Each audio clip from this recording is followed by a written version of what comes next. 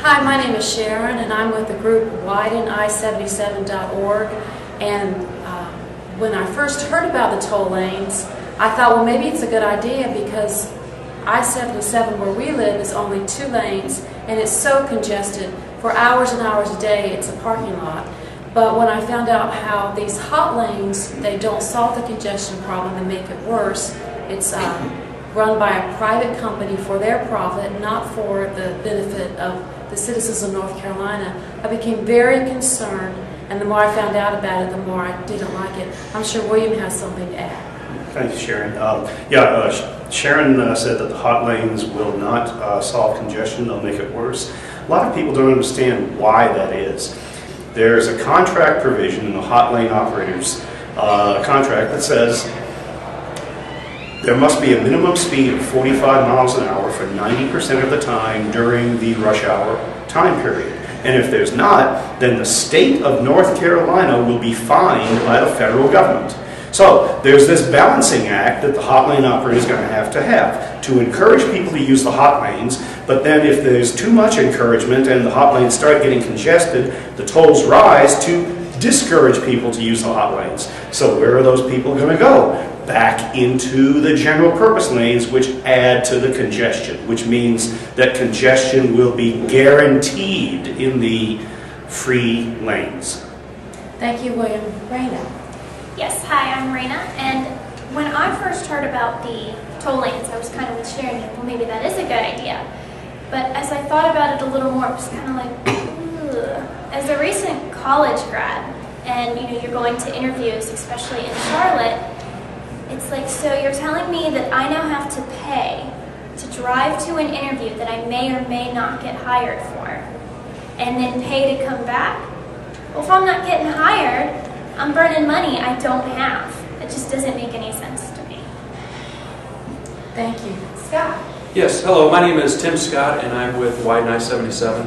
I have a couple issues. One, when we asked the Lake Norman the NCDOT, they said that it could cost up to $1 per mile to travel on this toll lane. So if you're going from exit 36 into the city, it could cost you $27 one way.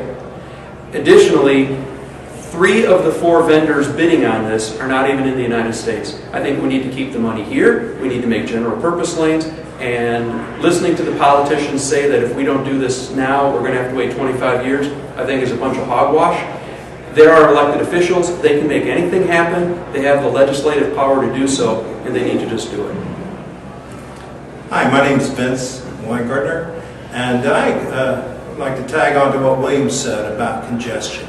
Congestion impedes commerce, and I care about business.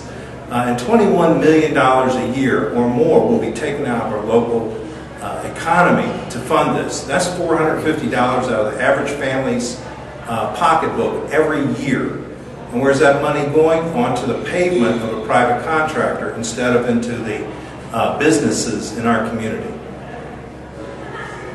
Hi, I'm Mark. I live in Huntersville. One of my main concerns is that we pay some of the highest tax rates for use our roads in North Carolina of anywhere in the United States.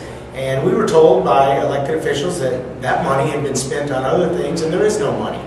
Well, that was maybe under a different administration, but I believe we should start collecting those taxes, keep them where they belong, and not tax the citizens again to use a toll road.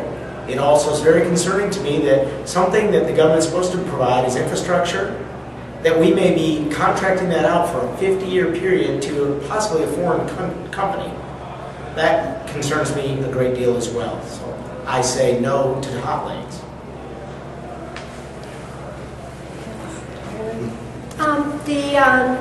There was a proposal to put hot lanes on 95, and all of the businesses uproared about that, and that was rescinded because they said it interfered with their distribution route.